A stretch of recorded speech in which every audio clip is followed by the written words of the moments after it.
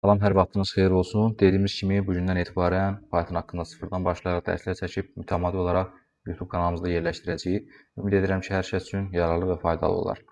Bu gün danışacağıq Pythona giriş və əsas anlayışlar haqqında. Başlayırıq print funksiyasından. Print funksiyası nədir, nə iş görür? Print funksiyası hər hansı bir məlumatı, mətni, riyazi əməliyyatı ümumiyyətlə yadımızda saxlayırıq ki, hər hansı bir nəticəni görməkdən ötəri print funksiyasından mütləqdir ki, istifadə etməliyik. Gəlin indi bu funksiyanı Python proqramında göstərək.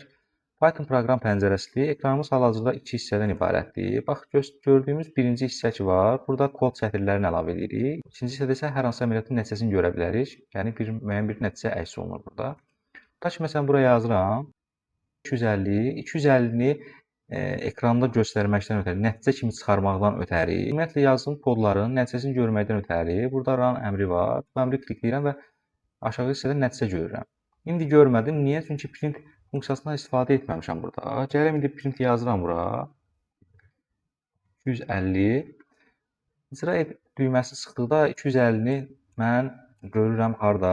Nəticə hissəsində. Nəticə hissəsində görə bilirəm bunu. Və yaxud da ki, başqa sadə bir toplama əməliyyatına baxaq. 250 üzərinə gəlsin 125. İcra edirəm və 375. Nəticə nə oldu? 375 və ekranda mənə əks elətdirirdi burada. Yaxşı, bu beləsi. Uşaqlar, deməli bir məsələ var ki, ədədlər hər zaman sadə şəkildə necə var, elə də yazılır. Mətn tipli informasiyalar isə dırnaq daxilində istifadə olunur. Mətn tipli informasiyalar. Bu qoşa dırnaqlı ola bilər, tək dırnaqlı ola bilər, fərq eləmir. Hər hansı birindən istifadə edə bilərik. Yeri gəlmişkən onu da qeyd edirəm ki, bu işarə vasitəsilə Pythonda qeydlər apara bilərik. Şərh sətirləri, qeyd sətirləri deyilir. Yəni Python proqram bunu kod kimi algılamır, kod sətri kimi götürmür. Belə. İndi tutaq ki, məsələn, gəlirəm, baxıram burada. İndi yuxarıda 250 yazmışdım, 250 zaten ədəd idi. 250. 250 ədəddir. Yox, əgər siz 250-ni dırnaq işarəsi daxilində görsəniz, onda deyəcəksiniz ki, bu mətn tipli informasiyadır. Mətn tipli informasiyadır bu şəkildə. Tutaq ki, məsələn, mətn tipli informasiya aid də birinə baxaq. Bu printi silirəm ki, buradan bizdə çaşqınlıq yaratmasın. Yazıram burada, tutaq ki, məsələn, print. Mətn tipli informasiya dedik ki, yazılmadı dırnaq daxil. Ona görə də dırnaq işarəsini qoyuram. Yazıram, tutaq ki, məsələn, salam. Və salam nəticədə əks olunur mənə. Yox, əgər dırnaq qoymasam, dırnaqları əlavə etməsəm bura, təbii ki, mənə bir səhv verəcək. Salam. Yazıram burada və kod sətrində xətanın olduğunu bildirir. Niyə? Çünki dırnaq işarəsindən istifadə etməliyəm də mən burada bildirmişdik bunu. Yazdıq salam, dırnaq daxilində tutaq ki, hər kəsə bağlayıram. Salam hər kəsə bu şəkildə əks olunur. Eyni zamanda toplama əməliyyatı yuxarıda qeyd etmişdik. Toplama əməliyyatı. Tutaq ki, məsələn, bu hissədə. Dedik ki, sadə yazılıbsa ədədlər, heç nəsiz, sadə şəkildə görsənirsə, bu ədəd tiplidir. Yox, dırnaq daxilində yazılıbsa, indi mən bunu dırnağa əlavə eləsəm, bu artıq uşaqlar nə oldu? Bu oldu mətn tipli informasiya. Və mətn tipli informasiya olduğu kimi də qalır. 250 plus 125. Yəni ki, ədəd yox, artıq mətndir deyə olduğu kimi qalır. Hesablamalar apara bilmirik bunlar üzərində. Yaxşı, keçək görək başqa nəyimiz var bizim burada. Başqa keçirik. Var bizim burada dəyişən və mənimsətmə operatoru. Dəyişən nədir? Dəyişən hər hansı bir məlumatı, ifadəni və yaxud da qiyməti yaddaşda saxlamaqdan ötəri istifadə olunan addır. Nə deməkdir bu? Gəlirəm proqrama. Tutaq ki, məsələn, gəlirəm burada yazıram ad bərabərdir Orxan. Bax, fikir verirəm ki, bax, hər zaman yadınızda saxlayın ki, sol tərəfdə olan hissə dəyişən adıdır. Sağ tərəfdə olan hissə isə dəyişən daxil olan qiymətdir. Ad dəyişəninin daxilində Orxan qiyməti var. Bu bərabərlik də riyaziyyatda bildiyimiz bərabərlikdir. Burada isə proqramlaşdırmada isə mənimsətmə operatoru deyirik buna. Yəni ki, ad dəyişəninə Orxan qiyməti mənimsədilibdir. Və yaxud da ki, başqa baxıram burada. Tutaq ki, məsələn, ədəd yazıram, ədəd dəyişəni bərabər olsun, tutaq ki, məsələn, 25-ə. Yenə də sol tərəfdə olan ədəd mənim oldu dəyişənim. Bu dəyişənə mənimsədilib nə qiymət? 25 qiyməti. Yaxşı. Deməli, uşaqlar, dəyişən adında müəyyən bir məhdudiyyətlər var. Bu məhdudiyyətlər hansılardır? Birincisi, Dəyişən heç vaxt rəqəmlə başlaya bilməz.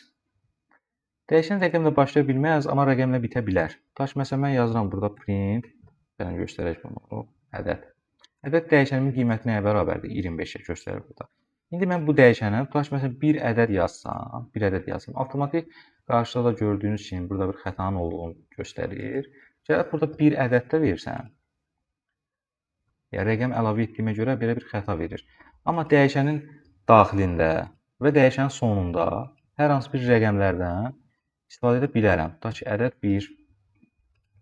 Baxıram burada, görürəm ki, yenə də 25-ə bərabərdir. Keçək görə başqa nə var? Dəyişən adında boşluq, space işarəsi ola bilməz. Yəni hər hansı bir boşluq işarəsindən istifadə edə bilmərik. Dəyişənlər hər zaman bitişik şəkildə yazılmalıdır. Üçüncüsü, Pythonun özünə məxsus xüsusi komandaları və funksiya adları dəyişən kimi təyin edilə bilməz. Tutaq ki, məsələn, print-dir, if-dir, for-dur, while-dır və s. və ilaxır. Bu xüsusi komandalardan dəyişən adı kimi istifadə edə bilmərik. Dördüncüsü, qadağan olunmuş xüsusi simvollar ki var. Bu simvollara da nəzər yetirməliyik. Bu simvollardan istifadə edə bilmərik. Yeganə icazə olunan simvol alt xətt simvoludur. Bu alt xətt simvolundan istər dəyişənin əvvəlində, istər ortasında, istərsə də deməli sonunda istifadə edə bilərik. Yaxşı, gəlin indi dəyişənlərdə başqa bir məsələyə baxaq. Tutaq ki, məsələn, A bərabərdir, yazıram A bərabərdir 19, B bərabərdir 36 və uşaqlar bir şeyləri nəzərinizə çatdırım ki, dəyişən, tutaq ki, məsələn, A dəyişəni təkrarən proqramın daxilində istifadə oluna bilər. A bərabərdir, yaza bilərəm. A üzərinə gəlsin B. İndi mən gəlirəm burada print A yazıram, yəni ekrana çıxarmaqdan ötəri A-nın nəticəsini ekrana çıxardıram. Yadınızda saxlayın, A-nın sonuncu qiyməti nədirsə, həmən qiyməti çıxardır. Tutaq ki, məsələn, birinci qiymət 19-dur, amma yenidən A dəyişəni var da burada. A dəyişinin qiyməti yenilənib və yeni qiymətdə A və B-nin cəmini saxlayır özündə. Gəlirəm buradan baxıram, həqiqətən görürəm ki, 19-36 55 qiymətini əks etdirir mənə bu şəkildə. Keçirik buradan verilənlərin tiplərinə. Verilən tiplərə görək hansı verilən tipləri vardır. Birincisi tam ədəd. Tam ədəd Pythonda integer adlanır. Proqram daxilində qısa şəkildə int yazılışını görə bilərik. Tam ədəd bildiyimiz tam ədədlərdir. Mənfi sonsuzdan müsbət sonsuzluğa qədər kəsr hissəsi olmayan bütün ədədlərə tam ədədlər deyirlər. Həqiqi ədədlər float adlanır. Həqiqi ədədlər biz bildiyimiz onluq kəsr şəklində istifadə olunan ədədlərdir. Sadəcə bir dənə fərq var ki, biz onluq kəsrlərdə tam və kəsr hissəni vergül vasitəsilə ayırd edirik. Burada isə tam və kəsr hissə nöqtə vasitəsilə ayrılacaq. Yəni ki, 10 tam onda 5, mənfi 0-dan %75 və gəldim bura 3.0. Bu nə deməkdir? Bax, sadəcə 3-ü görsəm, sadəcə 3 tam ədəd gedir, integer tiplidir. 3.0 nöqtə ilə ayrılıbsa, artıq 0, 1, 3, 5 və s. və ilaxır rəqəmlər, ədədlər olsa, deməli bu nə olacaq? Float, həqiqi ədəd tipli olacaq. Mətn tiplərə keçid alıram. Mətn tiplər isə bayaq vurguladığımız kimi dırnaq daxilində yazılmış bütün ifadələr mətn tipli gedir. Məntiqi tip 2 qiymət ala bilir. True və false. True doğru qiymət olaraq 1, false yalan qiymət olaraq 0 qiymətini özündə saxlayır. Siyahı Pythonda adlanır list. Hər hansı bir məlumat kvadrat mötərizə daxilində görsəniz, deməli söhbət gedir siyahı tipindən, list tipindən. İndi gəlin proqramda baxaq bunlara. Görək burada nə var, nə yox. Tutaq ki, məsələn yazıram buradan. A bərabərdir 35, B bərabərdir 35 nöqtə ilə ayırıram 0, C bərabərdir dırnaq daxilində 35 yazıram. Keçirəm D bərabərdir dırnaq daxilində Python yazıram. Keçirəm Y-də, deməli, buraya yazıram 35 böyükdür 25. Keçirəm aşağıda F hissəsinə isə yazıram bərabərdir 12. Bakı.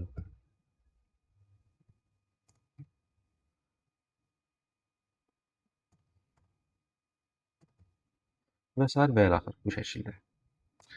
Deməli, uşaqlar, gəlin baxaq bu verilənlərə. Burada müxtəlif dəyişənlərimiz var və müxtəlif dəyişənlərə müxtəlif qiymətlər mənimsətmişik. Gəlin bunların tiplərini müəyyən edək. Tipləri müəyyən etməkdən ötəri type ifadəsindən istifadə edirəm. Tutaq ki, məsələn, type ifadəsini bu şəkildə yaza bilərəm. N bərabərdir type A və nəticəsini görməkdən ötəri isə print N yazaram da, düzdürmü? Print N və yaxud da ki, uşaqlar belə də yaza bilər. Printin daxilində də yaza bilərdim. Yaza bilərdim. Məsələn, 7-ci sətri silərəm buradan.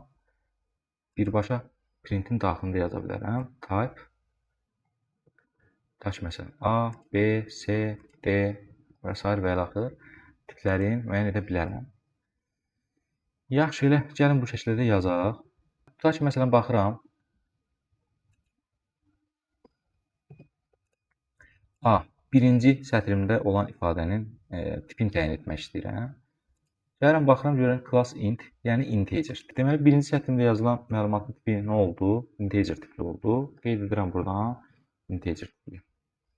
Keçirəm ikincisinə, type B yazıram. B nə olacaq? Nöqtə ilə ayrılıb deyə, tam hissəsi, kəsr hissəsi var deyə olacaq float, həqiqi tipli. İndi nöqtə 0 olmasın, nöqtə məsələn 9 olsun. Yəni də float tipli gedir. Nöqtə 95 də yaza bilərəm. Yəni də float, həqiqi tipli gedir bu şəkildə. Qeyd edirəm buradan float. Keçirəm aşağıda C. Üçüncü sətrimdə C-nin qiyməti 35. 35 hansı tip olduğunu müəyyən edirəm. Baxıram ki, dırnaq işarəsi daxilində yazılıb. Artıq bilirəm ki, dırnaq daxilində yazılmış bütün ifadələr sətr tipli gedir. String, yəni mətn tipli ifadə gedir. Gəlirəm bunu da burada qeyd edirəm. String.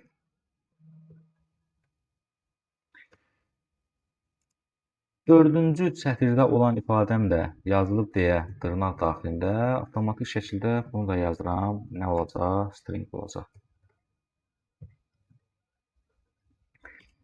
Beşinci ifadəm isə, baxaq görək bunun tipi nədir? Bunun tipi isə bool tipi olacaq. Məntiqi ifadə olacaq. Məntiqi verilən tipi olacaq.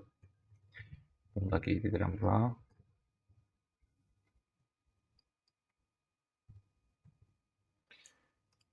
F dəyişəninə mənimsədilmiş qiymətin tipini təyin edirəm. İndi isə burada olacaq list. Niyə? Çünki kvadrat mötərizələrdən istifadə etmişəm. Ona görə də list tipi olacaq. Onu da qeyd edirəm burada. Olur list. Yaxşı, davam edirik. Deməli, uşaqlar, bu tiplər arasında keçidlər etmək mümkündür təbii ki. Tutaq ki, məsələn, integer tipindən sətr tipinə çevirə bilərəm. Sətr tipindən integer tipinə çevirə bilərəm. Sətr tipindən list tipinə keçidlər edə bilərəm. Yaxşı, gəlin baxaq görək bunu necə edirik. Gəlirəm burada yazıram hər hansı n dəyişəni. N bərabərdir. Tutaq ki, məsələn, birinci sətrimdəki 35, A bərabər 35 ifadəsi nə oldu? Bilirəm ki, integerdə, düzdürmü? İndi mən gəlirəm burada, yazıram ki, 0 A.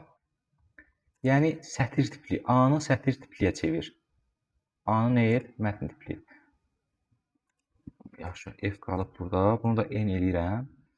N-in qiyməti nə olacaq? String, sətir tipli oldu. Aydındır. Və yaxud da ki, məsələn, B-nin qiymətinə baxıram. Nədir? Floatdır da. Bunu floatı integer tipinə çevirməkdən ötəri gələcəm bura nə yazacağam? Int B yazacağam. Yəni 35.95. Tam hissə nədir? 35. Deməli, mənə tam hissəni çıxardacaq hər zaman. Yaxşı, gəlin qiymət olaraq baxaq. Tip olaraq baxdıqda tipləri necə təyin edirik? İndi qiymət olaraq baxıram. Integer B. B-nin tam qiyməti. B-nin tam qiymət olaraq 35 çıxartdı burada. Aydındır bu şəkildə. Və yaxud da gəlirəm. Ədəd tipindən list tipinə keçməkdən ötəri. Deməli, yazıda saxlayırsınız. Ədəd tipindən birbaşa list tipinə keçmək olmur.